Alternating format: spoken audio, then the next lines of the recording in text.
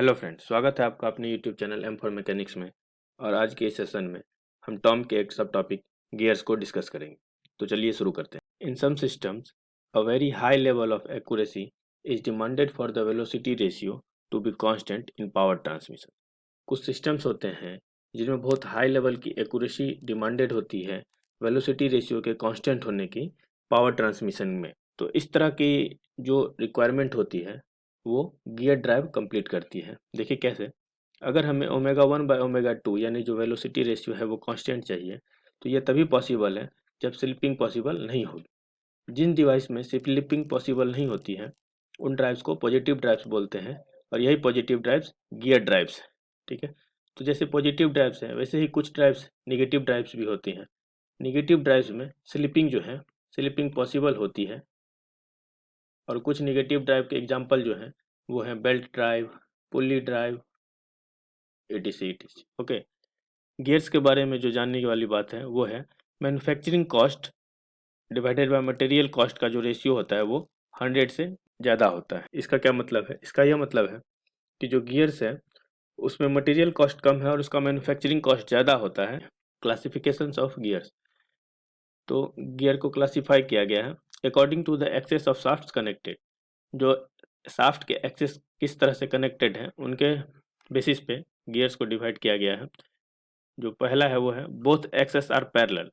अगर दोनों access parallel होती हैं तो pure rolling motion can be transmitted between two cylindrical surfaces in contact. तो जो प्योर रोलिंग मोशन है वो होता है टू सिलेंड्रिकल सर्फेसेस के कॉन्टैक्ट में आने पे। अगर teeth straight and parallel to the axis of rotation है तो स्पर गियर आता है। स्पर गियर में कोई एक्सियल थ्रस्ट नहीं होता है, लेकिन स्पर गियर में इंस्टेंटेनियस एंगेजमेंट और डिसएंगेजमेंट की वजह से इम्पैक्ट स्ट्रेसेज आती है प्रोफाइल पे, और इसलिए यह वेरी लो पावर ट्रांसमिशन में ही वेरी लो स्पीड पे यूज किया जाता है। दूसरा है अगर टिथ स्ट्रेट और incline to the axis of rotation है तो उस तरह के गियर को हेलिकल गियर बोला जाता है। हेलिकल गियर में एक्सियल थ्रस्ट होते हैं। Always opposite hand helical gear must come in contact. Gradual engagement and disengagement होता है जिसके वजह से हेलिकल गियर में कोई भी इम्पैक्ट स्ट्रेस नहीं होती है। और to minimize the axial thrust double helical gear हम यूज करते हैं जिसे हेरिंग बोन गियर भी बोलते हैं। जो दूसरा क्लासिफिकेशन का टाइप है वो है अगर बोथ एक्सिस आर इंटरसेक्टिंग। अगर शाफ्ट की एक्सिस इंटरसेक्टिंग है तो pure rolling motion can be transmitted between to conical surfaces in contact. इस बार जो प्योर रोलिंग मोशन है वो कोनिकल सर्फेसेस के ट्रांसमिट होंगी। तो इस तरह के गियर्स को बीवल गियर कहते हैं। बीवल गियर तीन तरह के हैं: straight bevel gear, zero bevel gear और helical bevel gear. When axis are perpendicular to each other then bevel gear is known as mitre gears. अगर शाफ्ट की जो एक्सिस हैं वो आपस में परपेंडिकुलर हो और उनके बीच पावर ट्रांसमिशन करनी हो तो जो गियर हम यूज करते हैं उसे माइत्रे गियर्स बोलते हैं।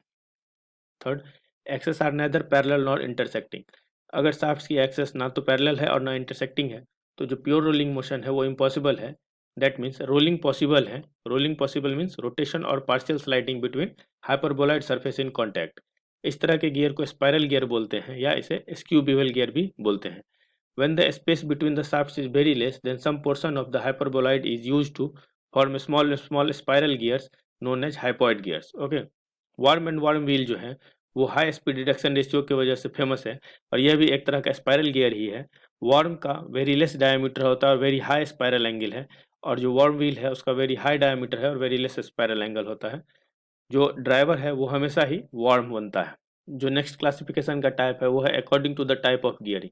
अगर एक्सटर्नल गियरिंग है तो जो बिगर गियर रहता है उसे हम गियर बोलते हैं, और जो स्मॉलर है उसे हम पिनियन बोलते हैं। और जो अगर इंटरनल गियरिंग है तो बिगर वाले को एनुलर और रिंग बोलते हैं और स्मॉलर को पिनियन बोलते हैं। एक नोट देखें। If if more than one shaft is mounted on the same shaft, if more than one gear is mounted on same shaft then the gear is known as compound gear. अगर एक से ज़्यादा gear same shaft पे mounted हैं तो उस gear को compound gear बोलते हैं। और generally in power transmission smaller bodies are made as drivers. जो पावर ट्रांसमिशन है उसमें हमेशा स्मॉलर बॉडीज़ को हम ड्राइवर्स बनाते हैं, क्योंकि हमारा जो पावर का फॉर्मूला आता है वो होता है टी इंटू ओमेगा। ओके। तो ओमेगा जो है वो स्मॉलर बॉडीज़ के लिए हाई होती है, तो इसके लिए हमें जो टॉर्क की रिक्वायरमेंट होती है वो कम पड़ती है। ओके। जनरल गियर टर्मिनोलॉजी, इसे ध्यान से देखिए। जो एक जनरल गियर टर्मिनोलॉजी है, जो सबसे पहला सर्कल बनता है उसे बोलते हैं रूट और डेडेंडम सर्कल। ये जो है रूट और डेडेंडम सर्कल। ओके, उसके ठीक ऊपर एक सर्किल बनती है जिसे हम बोलते हैं क्लियरेंस सर्कल, उसके ऊपर एक सर्कल बन रही है जिसे बोलते हैं पिच सर्कल, और जो सबसे ऊपर बन रही है उसे बोलते हैं एडेंडम सर्कल। ओके, जो ऊपर का फेस है उसे टॉप लैंड बोलते हैं और जो इसकी विड्थ है उसे फेस विड्थ बोलते हैं। ऊपर वाले पोर्शन को फेस बोला जाता है और नीचे वाले पोर्शन को फ्लैंक बोला जाता है। ठीक, इस डिस्टेंस को सर्कुलर पिच बोला जाता है और ये टूथ थिकनेस है और ये टूथ स्पेस है। चलिए आगे देखते हैं। Pitch circle, it is an imaginary circle in the gears where the pure rolling motion is absorbed. When the meeting gears are transmitting power, being an imaginary circle, it cannot be physical characteristics of the gear, but being the most important circle, it is one of the biggest specification of the gear. The size of any gear is specified by the diameter of the pitch circle. Pitch circle एक imaginary circle है, लेकिन इसके बावजूद ये most important circle होती है किसी भी गियर की। जो हम गियर किसी भी मार्केट से लाते हैं तो उस गियर का स्पेसिफिकेशन पिच सर्कल के डायमीटर से ही दिया जाता है। सर्कुलर पिच, ये सर्कुलर पिच क्या है? अगर pitch circle diameter PCD means pitch circle diameter D है और नंबर ऑफ टी है, तो जो सर्कुलर पिच पी है वो है pi D by T. Okay, two meeting gears के लिए सर्कुलर पिच इक्वल होना चाहिए। मॉड्यूल, मॉड्यूल क्या होता है? Module M is equal to D by T. यहाँ डी हमेशा मिलीमीटर में रखते हैं, एम में। For two meeting gears M1 is equal to M2 होना जरूरी है। तीसरा देखिए, जो डायमीटरल पिच है, डायमीटरल पिच क्या होता है? T by D. एक नोट है इसे ध्यान रखें, एक नोट है इसे ध्यान रखें। सर्कुलर पिच और डायमीटरल पिच का जब हम मल्टीप्लिकेशन करते हैं तो जो हमें रिजल्ट मिलता है वो पाई होता है। ये ऑब्जेक्टिव में डायरेक्ट पूछा गया है कई बार। चौथा क्वेश्चन देखिए, बैकलैश। बैकलैश क्या है? To prevent the jammers of the teeth due to thermal expansion, हम गियर्स में बैकलैश देते हैं। बैकलैश क्या होता है? Tooth space minus tooth thickness of meeting gears. Okay, इसे ध्यान रखें। Law of gearing, law of gearing क्या है? Line of action must always pass through the fix point on the line joining the centres of rotation of gears. जो line of action है वो हमेशा पास होना चाहिए फिक्स्ड पॉइंट से, जो लाइन ज्वाइन कर रहा है दो सेंटर के रोटेशन ऑफ गियर्स के। ठीक, जैसे ये अपना फिक्स पॉइंट है जिसे हम P बोल रहे हैं, और ये अपना common normal at point of contact Q और लाइन ऑफ एक्शन है। ये जो है, ये लाइन ऑफ एक्शन है, ये हमेशा पास होना चाहिए इस फिक्स पॉइंट से। ओके, तो यही लॉ ऑफ गियरिंग है। तो लॉ ऑफ गियरिंग हमेशा सेटिस्फाई होनी चाहिए। फाई यहाँ पे जो हमने दिखाया वो प्रेशर एंगल है जिसका वैल्यू 20 डिग्री से 25 डिग्री के बीच रहना चाहिए।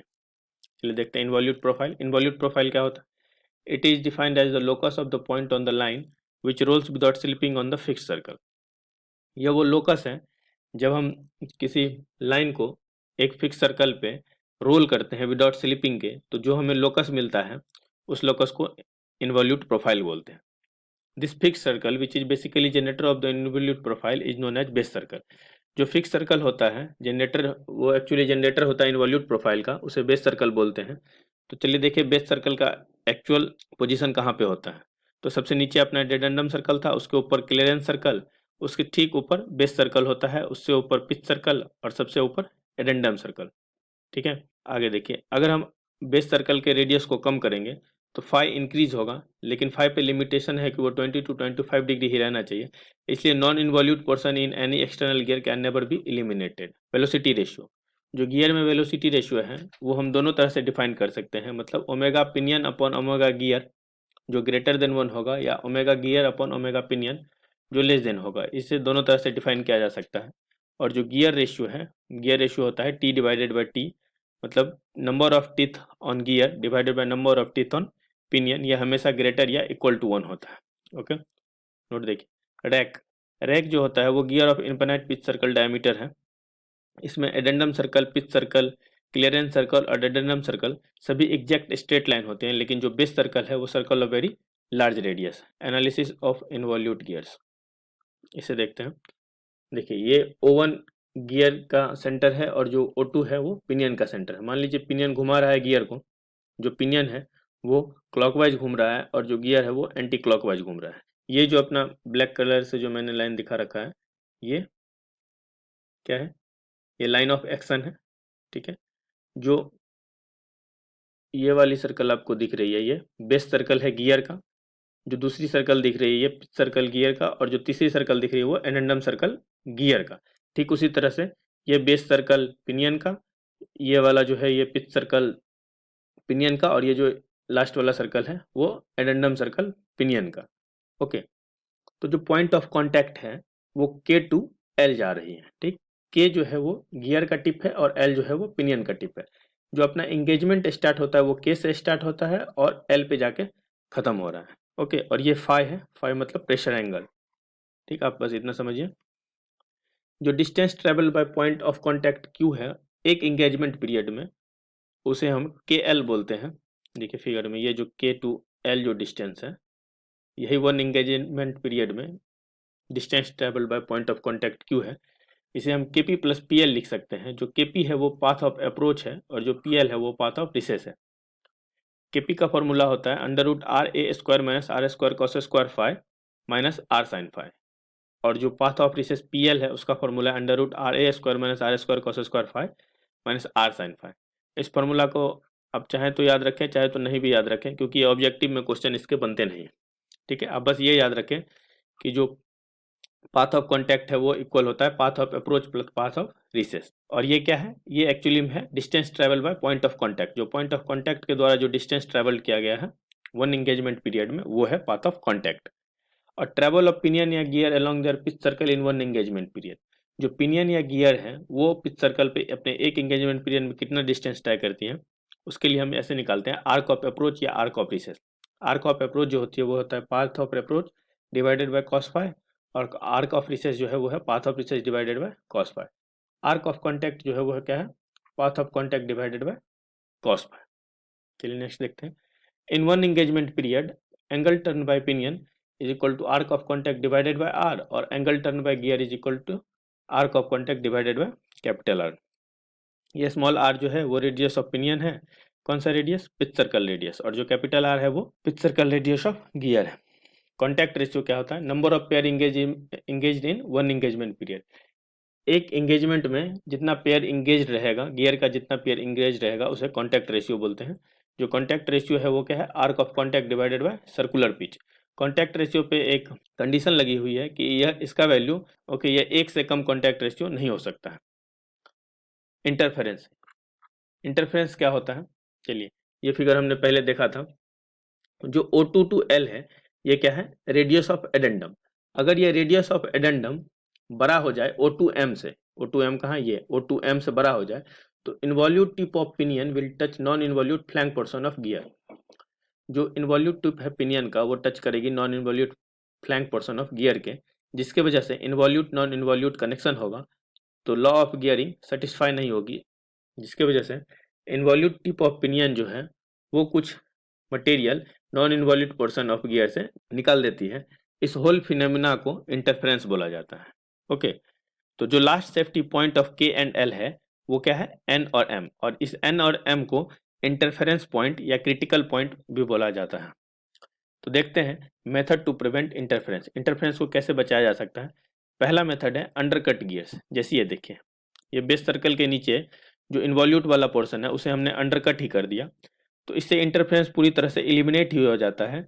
लेकिन जो स्ट्रेंथ ऑफ द टूल है वो लेस हो जाता है रूट पे, जिसकी वजह से इसको हम लो पावर ट्रांसमिशन में ही यूज कर पाते हैं। दूसरा है ऑप्शन, आप इंक्रीज कर दीजिए प्रेशर एंगल। इससे क्या होता है, प्रेशर एंगल इंक्रीज करने से जो बेस का रेडियस है वो कम हो जाता है, जिसकी वजह से नॉन इन्वॉल्यूट पोर्शन डिक्रीज हो जाता है और इंटरफेरेंस भी डिक्रीज हो जाएगा। लेकिन प्रेशर एंगल पे एक कंडीशन लगी हुई है कि उसका वैल्यू 20 to 25 डिग्री हमें मेंटेन करना है, जिसकी वजह से हम फाई को बहुत ज़्यादा इंक्रीज नहीं कर सकते हैं। तो इसमें जो इंटरफेरेंस प्रिवेंट करने का स्कोप है वो लिमिटेशन में रहता है।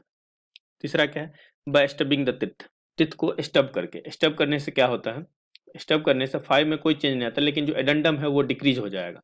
एडेंडम डिक्रीज होने का मतलब है एडेंडम सर्कल का रेडियस डिक्रीज होगा, जिसका मतलब है इंटरफेरेंस कम हो जाएगा। लेकिन साथ ही साथ स्टबिंग करने से एडेंडम सर्कल का रेडियस कम होता है, जिसकी वजह से पाथ ऑफ कॉन्टैक्ट कम होगा और आर्क ऑफ कॉन्टैक्ट भी कम होगा, और आर्क ऑफ कॉन्टैक्ट कम होने से कॉन्टैक्ट रेशियो कम होगा। लेकिन कॉन्टैक्ट रेशियो पे एक कंडीशन लगा हुआ है कि उसका जो लिमिटेशन है वो कम से कम वो एक, यानी वो एक से कम नहीं हो सकता है। तो स्टबिंग के द्वारा जो हम इंटरफेरेंस प्रिवेंट करेंगे उस पर भी एक कंडीशन लगी हुई है। तो चौथा ऑप्शन क्या है, increasing the number of teeth. Number of teeth increase करने से क्या होगा, 5 तो कोई चेंज नहीं आता है, लेकिन एडेंडम जो है वो डिक्रीज होता है और एडेंडम सर्कल रेडियस भी डिक्रीज होता है, जिसकी वजह से इंटरफेरेंस डिक्रीज हो जाता है। लेकिन साथ ही नंबर ऑफ टिथ इंक्रीज करने से एडेंडम सर्कल रेडियस डिक्रीज होगा, पाथ ऑफ कॉन्टैक्ट भी डिक्रीज होता है और आर्क ऑफ कॉन्टैक्ट जिसकी वजह से डिक्रीज हो जाता है।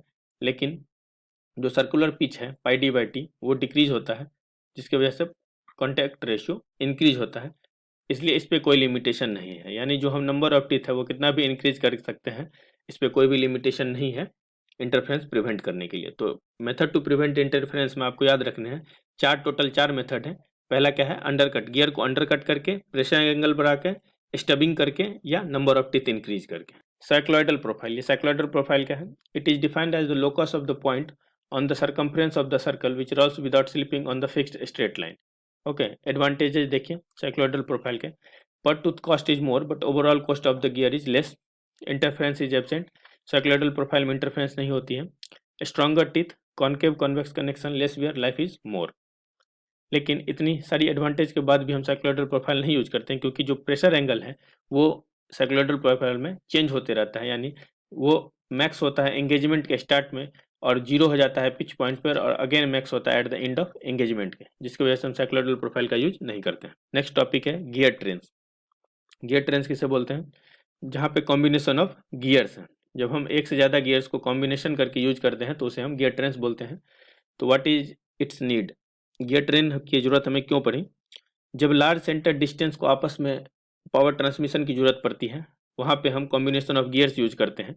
दूसरा, रिक्वायरमेंट ऑफ वेरी हाई और वेरी लो वेलोसिटी रेशियो, जब हमें बहुत हाई या बहुत लो वेलोसिटी रेशियो की जरूरत होती है तो हम गियर ट्रेन्स यूज करते हैं, या मल्टीपल वेलोसिटी रेशियो भी डिमांड होती है कई जगह पे, तो उस कंडीशन में हम गियर ट्रेन्स की यूज करते हैं। दो फार्मूले हैं।